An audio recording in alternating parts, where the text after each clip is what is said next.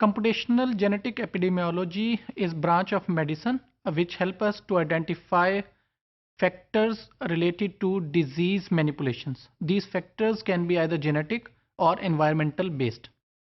अब ये चीज़ हमें कहाँ से पता लगती है कि जो हमारी जीन्स हैं या जो हमारी इन्वायरमेंट है that effects causes of disease. इसका सबसे पहला जो प्रूफ है that comes from the family information.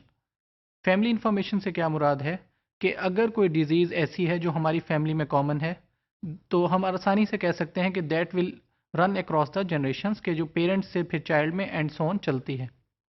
For example there are several common diseases which can be sought out on based on this information. अब जब हम इस चीज़ की बात करते हैं कि disease are usually common in families, इसकी बेस पे हम ये डिसाइड करते हैं या ये फर्स्ट एविडेंस है कि हमारी डिजीज़ जो हैं वो जेनेटिक इन्फॉर्मेशन की बेस पे लाई करते हैं। So whenever we talk about this genetic information and this family based information, the term use this familiar aggregation.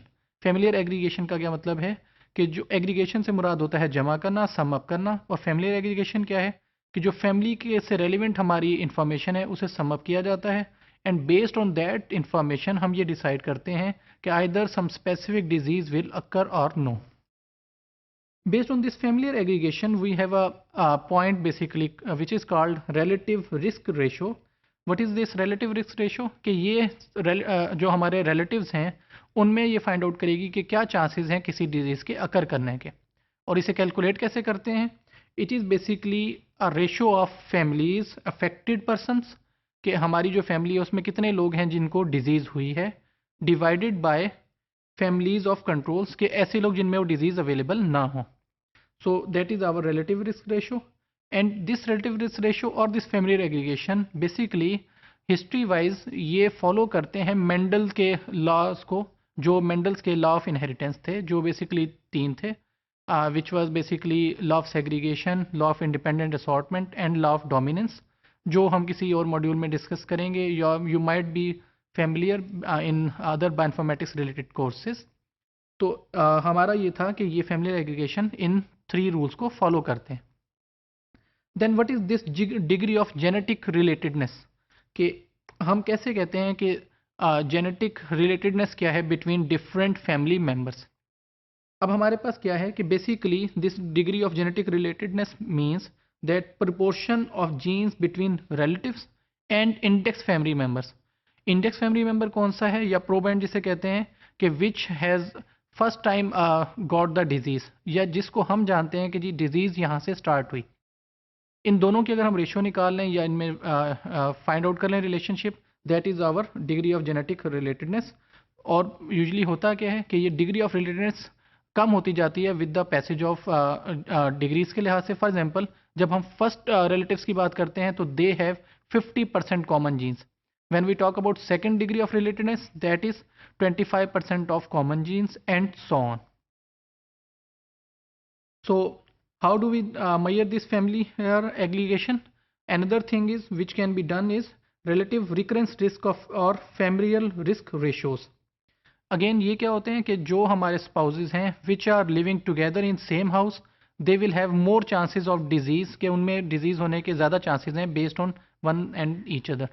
On the other hand, if they are living in different places, then that would be lesser chances. And this information is again based on genetic or non-genetic information. So family recurrence risk, अब ये family recurrence risk कैसे है, इसे कैसे define करते हैं? So for that purpose we should know that there is familial resemblance and that resemblance is based on genes, कि जैसे जैसे हमारे पास resemblance कम होगी हर एक लेवल पे, यानी कि अगर हम ग्रैंड पेरेंट से पेरेंट पे आते हैं फिर चाइल्ड पे आते हैं, तो हर लेवल पे there should be 50% decrease in chances of that particular disease, के ग्रैंड पेरेंट से पेरेंट पे आए तो 50% डिक्रीज़ हुआ, पेरेंट से चाइल्ड पे गए 50% मज़ीद डिक्रीज़ हुआ, एंड सो ऑन। सो इस इंफॉर्मेशन की बेस से हम एक टर्म यूज़ करते हैं जिसे कहते हैं पॉपुलेशन प्रीवेलेंस।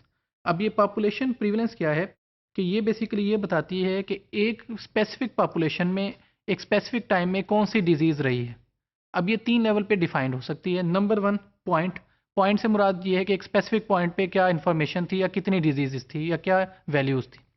देन पीरियड, पीरियड से मुराद ये है कि कितने स्पेसिफिक टाइम ले लेते हैं। सपोज करें हम कहते हैं कि between August of 2015 and December of 2015, तो ये हमारे पास एक पीरियड होगा।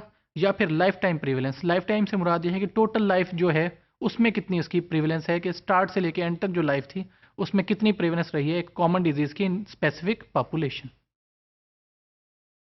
This prevalence it is defined by a parameter which is called lambda, जिसकी highest value 20 है for several autosomal diseases, but for common diseases it would be between 2 to 5.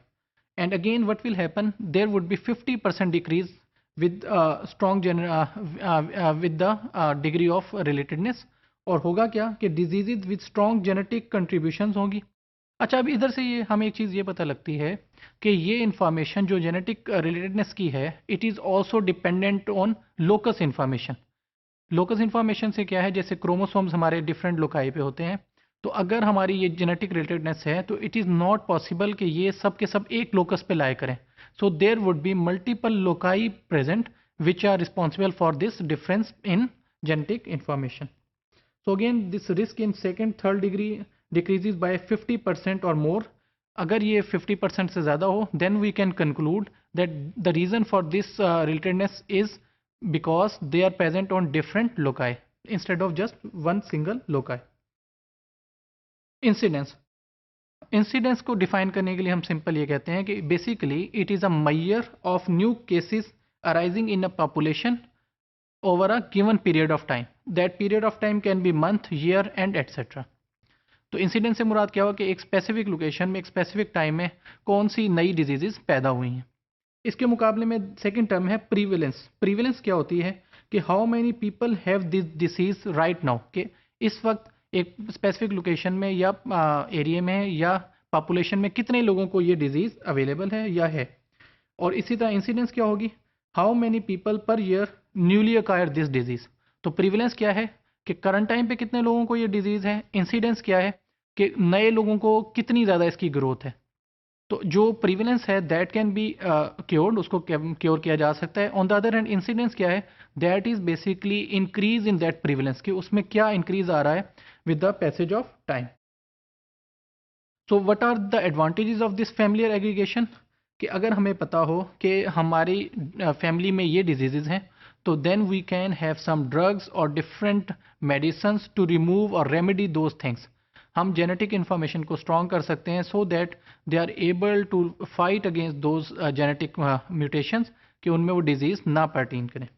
Similarly we can have validity of diagnostic categories, कि अगर हम diagnostic कर रहे हैं, कोई दवाइयाँ ले रहे हैं, तो हम चेक कर सकते हैं कि क्या वो वैलिड हैं, कि उनका यूजफुलनेस है for some family aggregation. Excess specificity of transmission of symptoms, patterns and disorders. अब इससे हमें ये पता लगता है कि जब हम फैमिलीज़ की बात करते हैं तो हम ये चीज़ चेक करते हैं कि हमारी जो डिजीज़ के सिम्टम्स हैं या पैटर्न्स हैं, if they are moving from upper hierarchy to the lower ones, के ग्रैंड पेरेंट्स से नीचे की तरफ अगर वो मूव कर रहे हैं, then we can find out ways to remedy them, और अगर वो यूजफुल हैं तो we want to keep them in our next generation. So this happens to be etiological or phenotypic heterogeneity is the last thing about the advantages of this familiar aggregation. ये इससे मुराद क्या है, etiological factors या heterogenetic information वो है जो different हमारे factors हैं for remedy of different diseases।